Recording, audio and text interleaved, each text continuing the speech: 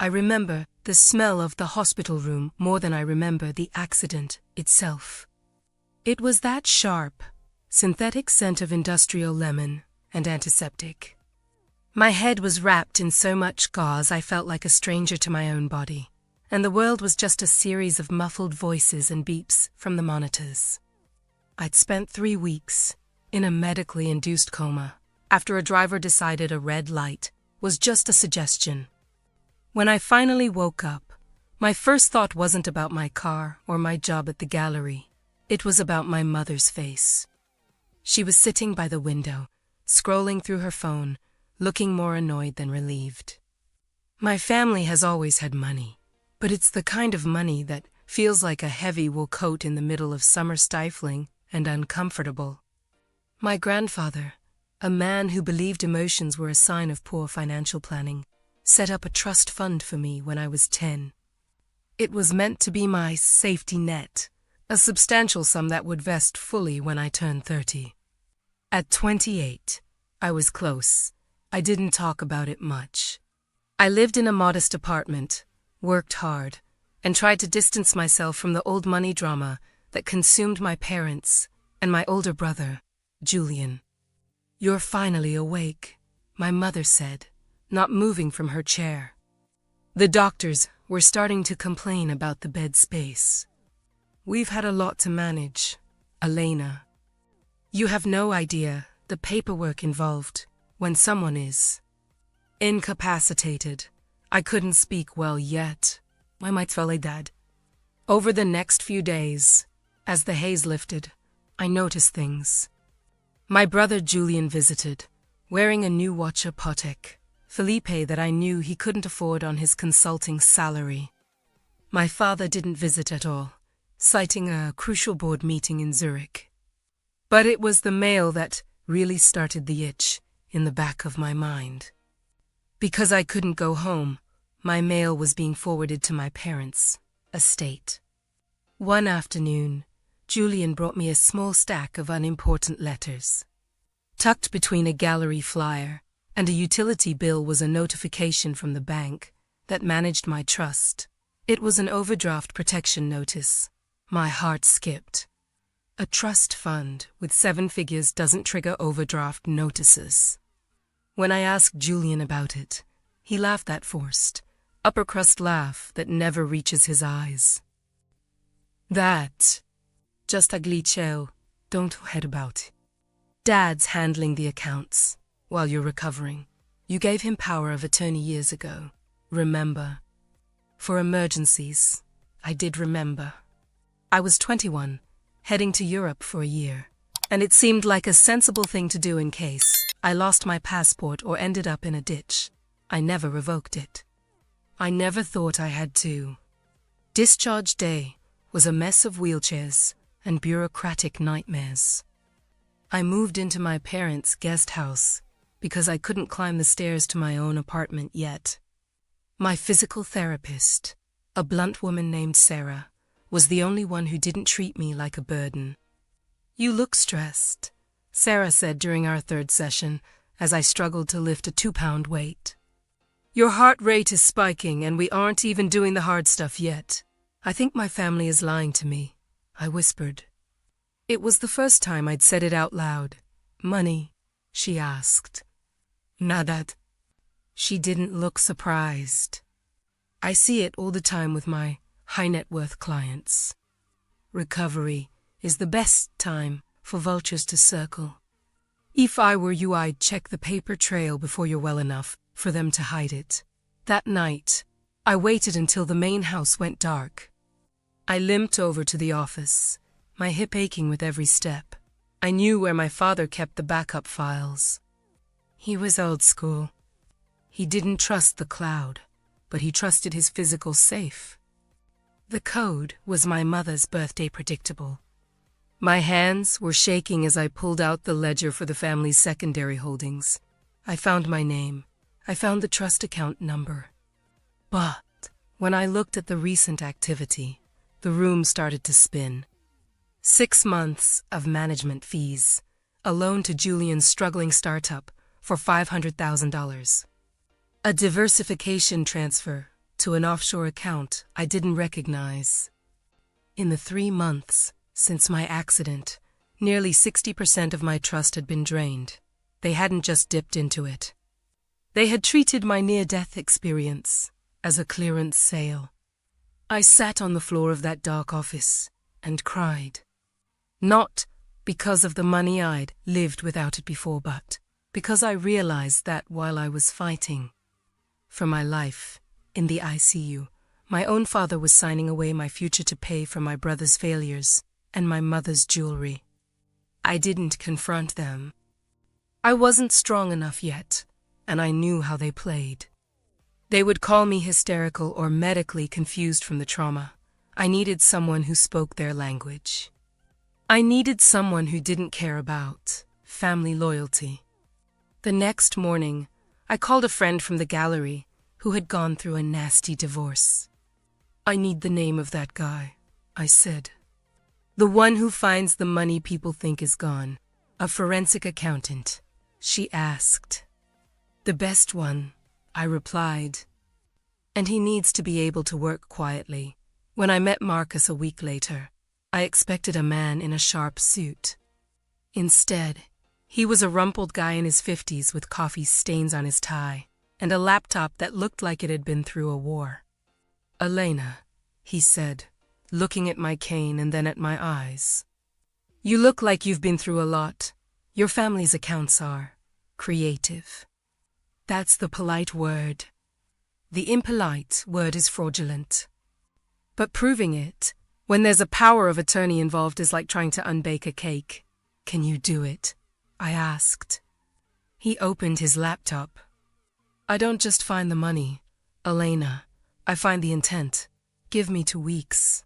Don't change your behavior.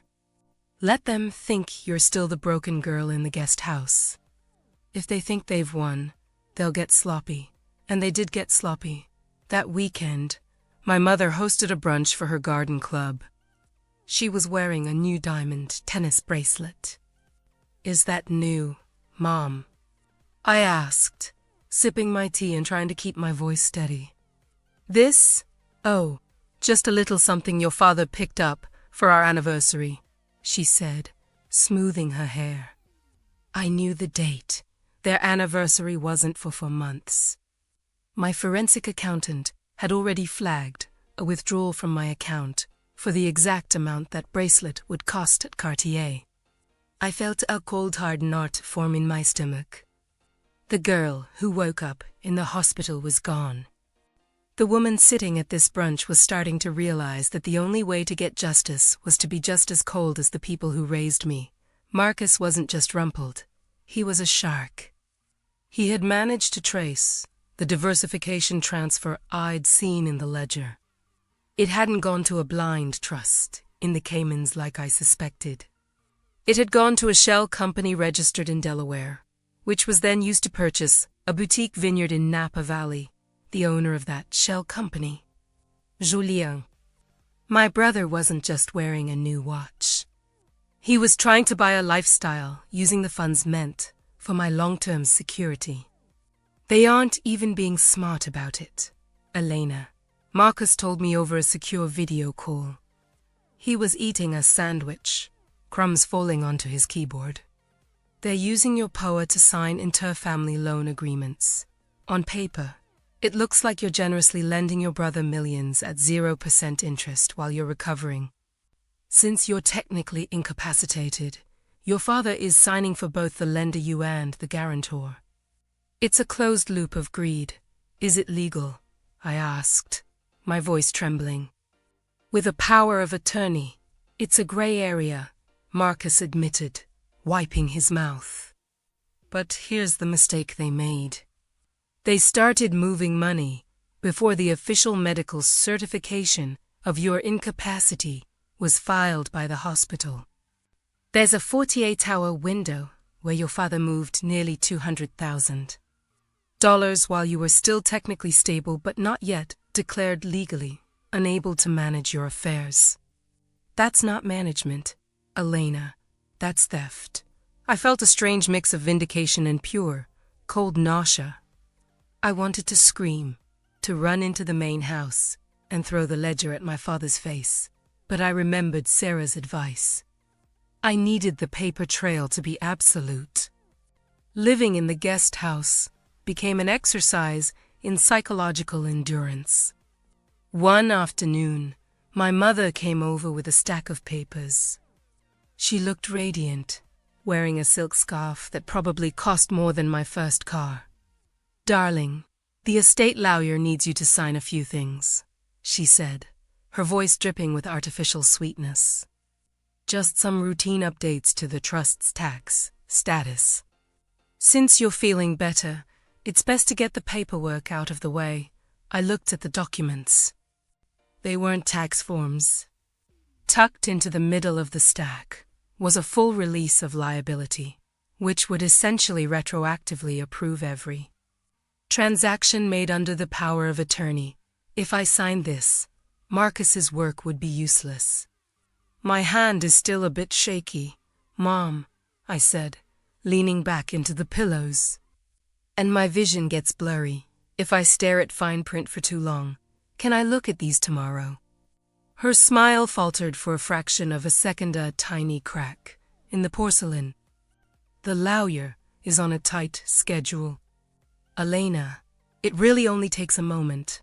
Tomorrow," I insisted, closing my eyes to signal the end of the conversation. "I'm just so tired," she huffed, a sound of genuine irritation, and snatched the papers back. "You've always been difficult, even as a child. We're trying to protect you, and you make it so hard." As soon as she slammed the door, I called Marcus. "They're getting desperate. They tried to get me to sign a release today." "That means they know I'm poking around," Marcus said, his tone turning serious. "I had to subpoena the bank for the wire transfer logs. Your father's personal banker is a friend of his. He probably tipped him off. We need to move the timeline up. I have enough to show a pattern of self-dealing, but I need one more thing. I need the original POA document your father is using." "Why?" "I gave it to him years ago. I have a hunch," Marcus said. I looked at the digital scans the bank has. "The signature on the 2024 amendment to your trust looks a little too perfect. Like it was lifted from your 2018 passport application. If they forged an amendment to give themselves more power while you were in the coma, we aren't just looking at a civil dispute. We're looking at a felony. The thought that my father, the man who taught me how to ride a bike, the man who walked me through my first stock portfolio, would forge my signature while I was hooked to a ventilator was a bridge too far. I didn't want to believe it. But the diamond bracelet on my mother's wrist and the vineyard in Julian's name were hard to ignore. That night, I didn't wait for the lights to go out. I knew my father was at his club, and my mother was at her bridge game. I used my cane to steady myself as I crossed the lawn. The security system beeped as I entered. I still had my code, but I knew I only had a few minutes before the silent alert on my father's phone would go off. I didn't go for the safe this time. I went for the filing cabinet in the library, the one labeled domestic, personal. My breath was coming in short, jagged gasps. My hip was screaming in pain, but I pushed through. I found the folder. There it was. The 2024 amendment to the Elena V. Trust. I pulled it out and held it under the desk lamp. My signature was at the bottom. It looked like mine. It looked exactly like mine. Dazzling. There was no tremor, no slight variation that comes with a human hand. It was a perfect, static replica. I heard the garage door open. My heart hammered against my ribs. I didn't have time to get back to the guest house. I shoved the document under my sweater, turned off the lamp, and ducked behind the heavy velvet curtains in the library. I heard my father's footsteps in the hallway. He was humming a low, tuneless song. He entered the library, the smell of expensive cigars trailing behind him. He walked straight to the desk, checked the position of the chair, and then, to my horror, He opened the very filing cabinet I had just closed. He stood there for what felt like an hour, but was probably only 30 seconds. He was looking for something. He sighed, closed the drawer, and poured himself a scotch at the bar. I stood frozen behind the curtain, clutching the forged document to my chest, realizing that the man 3 feet away from me was no longer my father. He was my primary antagonist. When he finally left the room and headed upstairs, I waited another 10 minutes before slipping out the side door. I didn't go to the guest house. I walked all the way to the end of the driveway, where I'd pre-ordered an Uber. I didn't have my suitcase. I didn't have my extra meds. All I had was the proof of their betrayal. I went straight to Marcus's office, a tiny, cluttered space in a part of town my parents wouldn't be caught dead in. I dropped the paper on his desk. "Check the signature," I said, my voice cracking. Marcus pulled out a magnifying glass and a high-resolution scanner. He didn't say anything for a long time. Then he looked up, and for the first time, the cynical, rumpled man looked genuinely sorry for me. "It's a lightbox forgery, Elena. They didn't even use a high-end digital program. They did this by hand, probably using an old document as a template. It's sloppy, arrogant, and 100% illegal." "What now?" I asked. "Now," Marcus said, "we stop playing defense. Tomorrow morning, we freeze every account they touched. And then, we invite them to a meeting." My father was the first to arrive. He walked in with his usual air of effortless command, flanked by the family's longtime attorney, Mr. Sterling. When he saw me, sitting next to Marcus, who was currently organizing a mountain of spreadsheets and looking like he'd slept in his car, my father's expression shifted from confusion to a calculated mask of concern. "Elena, darling, what is this?" he asked, reaching out to touch my shoulder. I back, avoiding his hand. "Sterling told me there was an emergency meeting regarding the trust. You should be resting. This stress isn't good for your recovery." "The stress of being robbed is worse, Dad," I said. My voice was level, devoid of the tremor I'd felt days ago. Julian and my mother entered a moment later. Julian looked agitated, his eyes darting between Marcus and the folders on the table. He was still wearing that Patek Philippe. It felt like a ticking bomb on his wrist. "Let's get to the point," Marcus said, not looking up from his laptop. "My name is Marcus Thorne. I am a forensic accountant, retained by Elena. We are here to discuss the unauthorized dissipation of assets from the Elena V. Trust. Specifically the $4.2 million that has moved out of the account in the last 90 days. The room went silent. Mr. Sterling cleared his throat. "Mr. Thorne, those are serious allegations. All transactions were conducted under a valid power of attorney for the benefit of the family's interests during a period of medical crisis. Is buying a vineyard in Napa Valley for Julian a family interest?" I asked, looking directly at my brother. Julian turned a shade of gray that matched my blazer. "Is a $45,000 diamond bracelet for Mom a medical crisis?" "Elena, how dare you?" my mother hissed. "We have sacrificed everything to take care of you.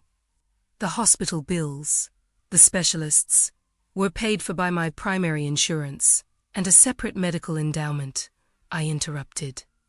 "Marcus has the receipts." "Not a single cent of the $4 million went to my care. It went to Julian's debts and your lifestyle." My father slammed his hand on the table. "I have the power of attorney, Elena. I acted in what I deemed the best interest of the estate. You were in a coma. Decisions had to be made. The decisions you made included forging my signature," I said. "I pulled the 2020 for amendment from my folder and slid it across the table. You needed more than the 2018 POA allowed. You needed the power to liquidate the principal, not just manage the interest. So you made a copy, a lightbox forgery.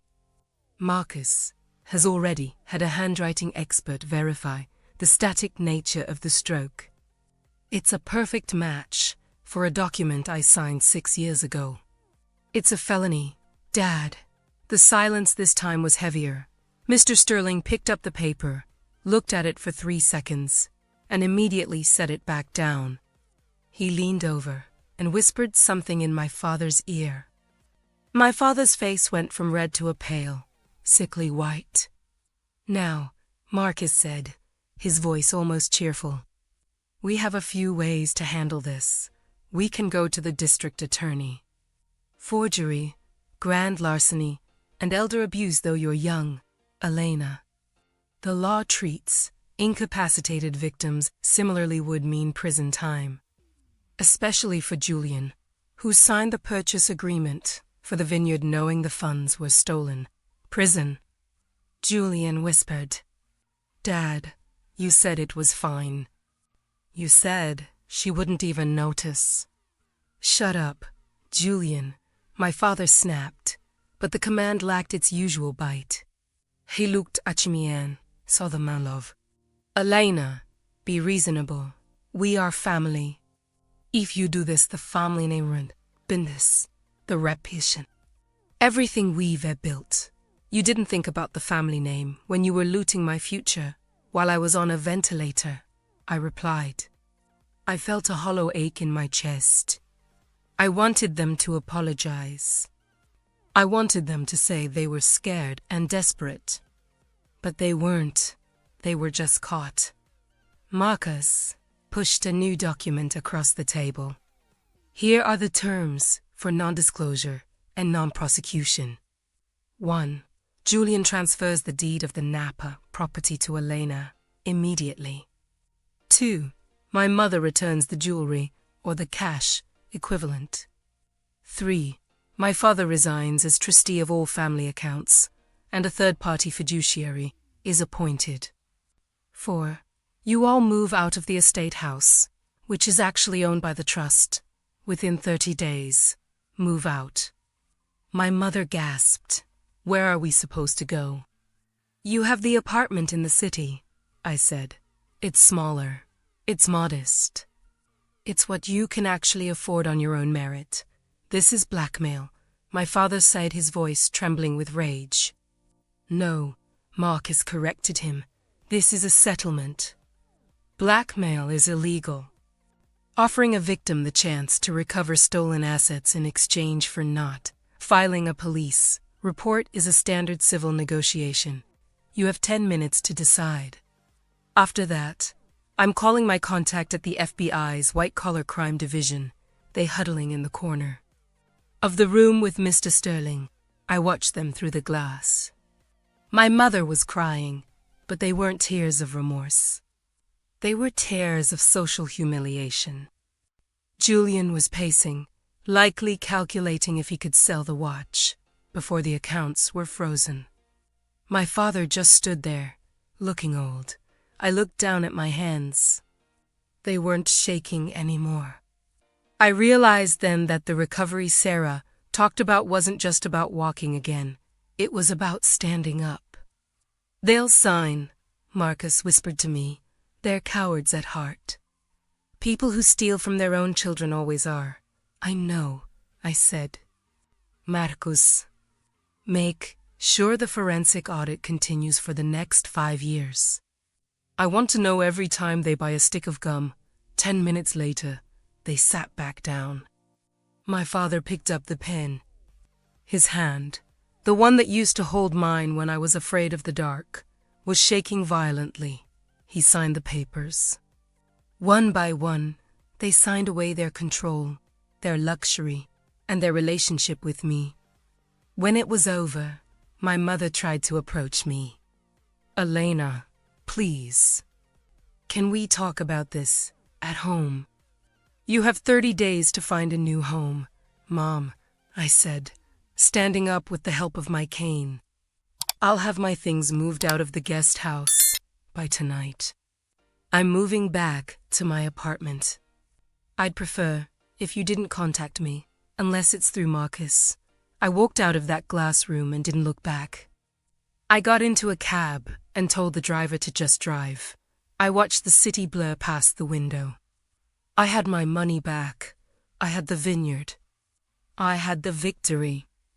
But as I sat there, the weight of the silence in my life began to settle in. I was 28 years old. I was wealthy beyond my dreams, and I was completely, utterly alone. The following months were a blur of mundane victories. Marcus stayed on as my consultant, and together we navigated the grueling process of transferring the Napa deed. It wasn't as simple as signing a paper. There were zoning issues, back taxes Julian had ignored, and a mountain of corporate filings that felt like wading through chest-deep mud. I spent more time in lawyers' offices than I did at the gallery. Hip healed, but my gait remained, slightly even a permanent, physical reminder of the year I lost. My family moved out of the estate on the 29th day. I didn't go to watch them leave, but Marcus told me my mother tried to take the crystal chandeliers. The movers, instructed by the new third-party fiduciary, had to politely remind her that the fixtures were part of the trust property. It was petty, small-minded, and exactly what I expected. I eventually sold the Napa vineyard. I didn't want a monument to Julian's greed. The sale took 8 months, hampered by a dip in the market and a persistent lien from one of Julian's former business partners. When the check finally cleared, I didn't buy jewelry or a new car. I set up a scholarship fund for patients recovering from traumatic brain injuries who lacked the resources I'd been lucky enough to have. One rainy Tuesday, nearly a year after the meeting, my phone buzzed. It was a text from an unknown number. "Elena, your father is having heart trouble. He's at Cheste. Jude's. He won't ask, but he wants to see you. Please, Mom." I sat on my sofa for 3 hours, staring at that message. The old Elena, the one who believed in the sanctity of blood, would have been halfway to the hospital by then. But the woman who had seen the lightbox, forgery of her own signature, knew better. I called Marcus. "Is it true?" I asked. He was admitted. Marcus confirmed 10 minutes later. "Minor cardiac event. Stress-related. He's stable.